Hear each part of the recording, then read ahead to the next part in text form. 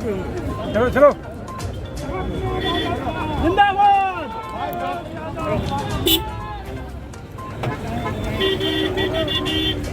आ जाओ।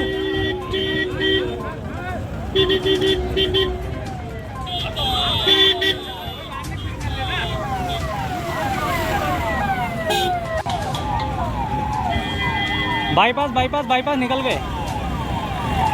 हाँ निकल गए। हाँ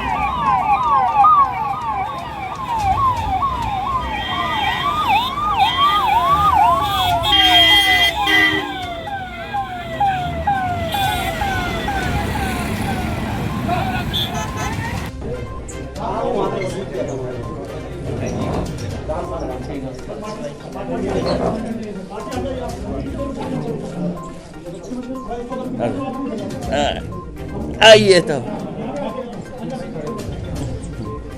कहाँ गए वो विधायक लोग? पीछे खड़े हो जाएं। पूर्व विधायक यूसुफ अंसारी जी के पारिवारिक कार्यक्रम में मैं शामिल होने आया हूँ। परिवार के सदस्य और जिनका अभी विवाह हुआ, मैं उनको बधाई और मुबारकबाद देकर के आ रहा हूँ।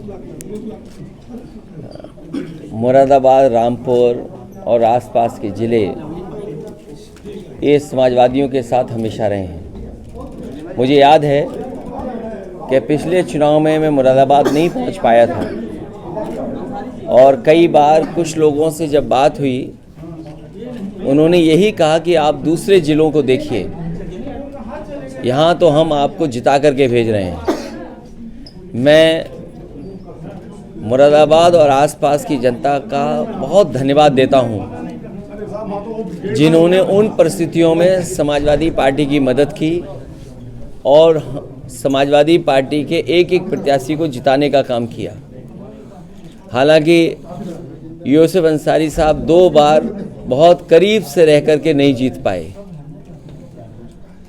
वो परिस्थितियां आप बेहतर समझते होंगे। मुझे उम्मीद है कि आने वाले समय में यहाँ आसपास के जितना भी इलाका है, क्षेत्र है, वो एक बार फिर समाजवादी पार्टी के साथ खड़ा दिखाई देगा। जब से बीजेपी की सरकार आई है, अन्याय लगातार बढ़ता जा रहा है और अन्याय चरम सीमा पर है। और कई ऐसे मौके हैं, मैं आपको कन्नौज का उदाहरण दे सकता हूँ। वहाँ पर सरकार के डिप्टी सीएम के माध्यम से लगातार संपर्क रहा। वहाँ पर बहुत सारे भारतीय जनता पार्टी के लोग लगे रहे। एक हत्या हुई, उसके बाद मैंने जिलाधिकारियों को कहा कि अगर हत्या हुई है उसके दोषी आप लोग हैं, प्रशासन है। और ये बात मैंने इसलिए कही कि अगर प्रशासन सही समय पर न्याय दे दे तो घटनाएं नहीं होंगी। प्रशासन पूरा भारतीय जनता पार्टी के इशारे पे काम कर रहा है और कई जिलों में भारतीय जनता पार्टी का पदाधिकारी बन के काम कर रहे हैं। वो रामपुर हमारे बगल में आदरणीय आजम खान साहब बैठे हैं, इन पे सब झूठे मुकदमे लगे हैं। इतनी परेशानी, तकलीफ और इस तरह का अन्याय किसी भी राजनीतिक परिवार के साथ नहीं हुआ होगा जितना इनके साथ हुआ है। आज जब मैं आपसे मिल रहा हूँ, बात कर रहा हूँ, सुबह सुबह मेरे घर पर एक परिवार आया और रोता हुआ आया कि रात में उनके परिवार, एक समाजवादी पार्टी के पूर्व में रहे प्रत्याशी, उसको उठा लिया है पुलिस ने। मैं लखनऊ से चल कर के बरेली, बरेली से चल कर के रामपुर और रामपुर से मुरादाबाद तक मैं फ़ोन मिलाता रहा हूँ, लेकिन अभी तक पुलिस कप्तान का फ़ोन नहीं उठा। सोचिए, अगर पुलिस के अधिकारी भारतीय जनता पार्टी के पदाधिकारी बन जाएंगे, उनसे क्या न्याय की उम्मीद करेंगे आप? और ये एक घटना नहीं है। झांसी में दीपक यादव जो घटना में नहीं था, कहीं मौजूद नहीं था, सीडीआर में कहीं नहीं। आजकल तो इतना कुछ है, साइंटिफिकली आप टेक्नोलॉजी से प्रूव कर सकते हैं कौन कहाँ किस समय था। वो मौके पे नहीं हो, उसको जेल भेज दिया। ईडी, सीबीआई, जितनी भी संस्थाएं, वो सब पीछे लगा दी। रमाकांत यादव, मैं कितने नाम लूं जो समाजवादी पार्टी के लोगों पर झूठे मुकदमे लगे हैं। ये भारतीय जनता पार्टी ने जो नई परंपरा चलाई है, ये लोकतंत्र को खतरा पैदा कर रही है। लोकतंत्र में ये स्वस्थ व्यवहार नहीं है कि आप अपने पॉलिटिकल लोगों पर झूठे मुकदमे लगाएं। मुझे याद है जिस समय बिजली विभाग का प्रोविडेंट फंड उनके कर्मचारियों का एक प्राइवेट कंपनी में इन्वेस्ट कर दिया गया था, वो कंपनी जब भाग गई, कंपनी जब लॉस में चली गई, तो उस समय जिन अधिकारियों ने फैसला लिया था उनको जेल भेजा गया था, उनके खिलाफ कार्रवाई की गई थी। मैं इन्हीं भारतीय जनता पार्टी के लोगों से पूछना चाहता हूं, LIC, state bank of India और न जाने कितनी संस्थाओं का पैसा अपने सबसे प्रिय उद्योगपति को लगा दिया, आज कई लाख करोड़ का घाटा हो गया है। क्या उन अधिकारियों को भी जेल भेजा जाएगा जिस तरीके से प्रोविडेंट फंड को भेजने वाले अधिकारियों को सालों साल जेल रखा गया था? क्या भारतीय जनता पार्टी SBI, क्या भारतीय जनता पार्टी LIC के बड़े अधिकारियों को जेल भेजेगी? क्योंकि उत्तर प्रदेश में एक उदाहरण है कि अगर आपने किसी प्राइवेट कंपनी में इन्वेस्ट कर दिया है सरकार का पैसा और वो प्राइवेट कंपनी अगर भाग गई है, तो उस समय के अधिकारियों ने जिन्होंने फैसला लिया उनके खिलाफ कार्रवाई हुई, जेल भेज दिया गया। क्या इस तरह जो लाखों करोड़ रुपया डूब गया केवल 2 कंपनियों में, क्या उनके SBI के, क्या LIC के बड़े अधिकारियों को जेल भेजा जाएगा? और देश को तो सपना ये दिखाया जा रहा था कि दुनिया में वो सबसे बड़े उद्योगपति बन जाएंगे, नंबर 1 पर उद्योगपति होंगे। लेकिन आज जब सूची देखते हैं तो 20 की सूची में भी वो नाम नहीं आ रहा है। आखिरकार कितना झूठ बोलेगी ये सरकार? उनकी तो वैल्यूएशन गई है, लेकिन जिन लोगों ने पैसा इन्वेस्ट किया था उन आम लोगों का पैसा चला गया। और ये सरकार कहती है कि हम इन्वेस्टमेंट लाएंगे। जिन कंपनियों ने MOU किया है, क्या इन्वेस्टमेंट आएगा? और लखनऊ में जो तैयारी हो रही है इन्वेस्टमेंट की, कम से कम सरकार ये बताए कि पिछली बार इन्वेस्टमेंट कितना आया था जब पहले बार MOU हुए थे। मुख्यमंत्री जी तो कह रहे हैं 75% वो ज़मीन पर ले आए। मुरादाबाद में बताओ कोई बड़ा कारखाना लगा हो सरकार की तरफ से, अमरोहा में कोई बड़ा कारखाना लगा हो सरकार की तरफ से, रामपुर में बड़ा कोई कारखाना लगा हो सरकार की तरफ से, या सरकार के प्रयासों से बरेली में कोई कारखाना ना लगा हो। जब इन जिलों में और हम आसपास के ज़िलों में उत्तर प्रदेश में देखते हैं कि कहीं भी कोई बड़ा इन्वेस्टमेंट नहीं आया है, तो हम कैसे मान लें कि जो MOU हो रहे हैं वो सच MOU हो रहे हैं? और सच्चाई तो ये है कि भारतीय जनता पार्टी के लोग कागज़ लेकर के घूमते हैं और कहीं कोई अगर टाई पहने और सूट पहने दिख जाए उससे MOU कर लेते हैं। 5 लाख करोड़ का तो ज़मीन पे पहुंचा नहीं, अब तैयारी है न जाने कितने लाख करोड़ की, तो क्या ज़मीन पर पहुंचेगा? ये भारतीय जनता पार्टी जनता को धोखा दे रही है। जिस तरीके से नंबर 1 पे उद्योगपति पहुंचाने का सपना दिखाया था, वो पता नहीं उद्योगपति कहाँ पहुंचेंगे। और अभी तो शेयर गिर रहे हैं, पूरी सरकार लगी है बचाने में, पूरा तंत्र लगा हुआ है बचाने में, पूरी फाइनेंशियल इंस्टीट्यूशंस लगी है बचाने में। तो सोचिए, जब एक उद्योगपति के साथ इतनी इंस्टीट्यूशंस हों वो नहीं बच पा रहा है, तो और आम व्यापारी उद्योगपतियों का क्या होगा?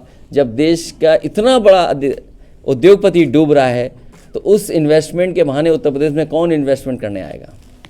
सर, जो बड़े उद्योगपति हैं, क्या आप चाहते हैं कि जो ये सब हुआ है, शेयर गिरे हैं और जो आरोप लग रहे हैं, क्या आप चाहते हैं कि उनके खिलाफ जांच हो इस तरह के फंड के? देखिए, उत्तर प्रदेश सरकार ने एक उदाहरण दिया था और बीजेपी की सरकार का एक उदाहरण है कि जिस तरीके से सरकार के कर्मचारियों का प्रोविडेंट फंड DHFL कंपनी में इन्वेस्ट किया था और ये सोच करके कि ये DHFL से ज़्यादा मुनाफा मिलेगा उन्हें, लेकिन वो कंपनी फेल हो गई और इस पर जांच हुई। उस समय के जिन अधिकारियों ने DHFL में पैसा इन्वेस्ट किया था उन्हें जेल भेज दिया गया था, सालों साल जेल रहे। क्या उसी तरह का मामला भारत सरकार में नहीं दिखाई दे रहा है? सरकार दोनों एक हैं, कानून 2 के लिए अलग अलग नहीं हो सकता है। इसीलिए हमारी मांग है कि अगर उत्तर प्रदेश में जेल भेजा जा सकता है अधिकारियों को जिन्होंने फैसला लिया, तो क्या उस जगह पर जो लोग बैठे हैं वो जेल भेजे जाएंगे कि नहीं जाएंगे? यहाँ तो 1200 करोड़ का मामला था, ये तो 2 कंपनियों का 1 लाख करोड़ का मामला है। तो जो बिजनेसमैन है और जो पॉलिटिकल रिलेशन है या ऑफिसर्स के साथ उनके रिलेशन है, आप चाहते हैं कि उनकी जांच हो? अरे भाई, क्या बोल रहा हूँ, क्या समझ पा रहे हो आप? अपना भी परिचय दे दो हमें। मैं ABP न्यूज़ से हूँ, मैं जानना चाह रहा हूँ जिस बड़े बिजनेसमैन का आप जिक्र कर रहे हैं। अरे भाई, मैंने क्या कहा आपसे? उत्तर प्रदेश ने उदाहरण दिया, DHFL कंपनी में 1200 करोड़ प्रोविडेंट फंड का इन्वेस्ट हुआ बिजली विभाग का कर्मचारियों का, क्योंकि DHFL डूब गई, उन्होंने एक अधिकारी को जेल भेज दिया, कई लोगों पे कार्रवाई हुई, ED हुई, CBI हुई। तो मैं ये जानना चाहता हूँ, जब उदाहरण उत्तर प्रदेश ने दिया है तो SBI के बड़े अधिकारी, LIC के बड़े अधिकारी जेल जाएंगे कि नहीं जाएंगे?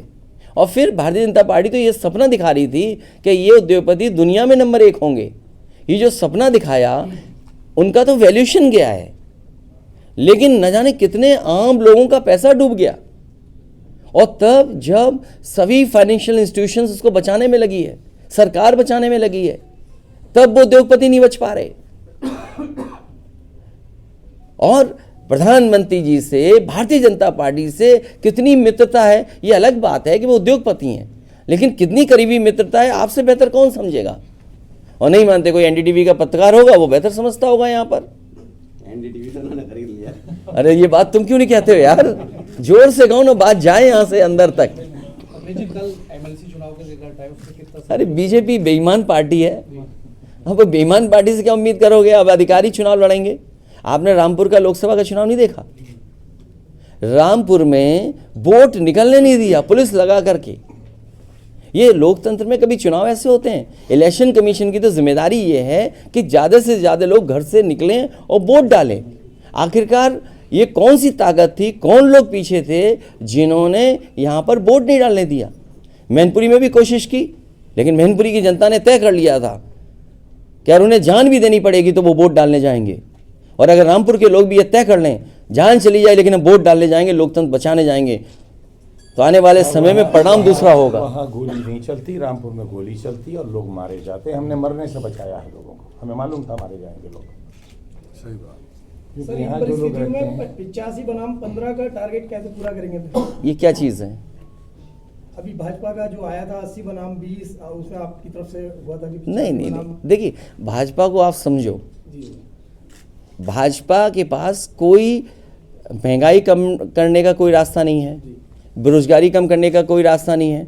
चरम सीमा पर दोनों चीज़ें पहुंच गई हैं, और अगर चरम सीमा पे दोनों चीज़ें पहुंची हैं तो वो कैसे ख़त्म करेंगे? कोई अगर उनके पास रास्ता हो तो बताओ। 2024 के लिए क्या रणनीति है आपकी? मुझे उम्मीद है कि जिस तरीके से जनता निराश हुई है इन लोगों से, और ये तो विदाई का बजट था, जैसे विदाई में गाना गाते हैं, मुझे नहीं पता आपके विदाई में गाना होता है कि नहीं होता है। ये तो विदाई बजट था, ये समझ लो विदाई है इसके बाद।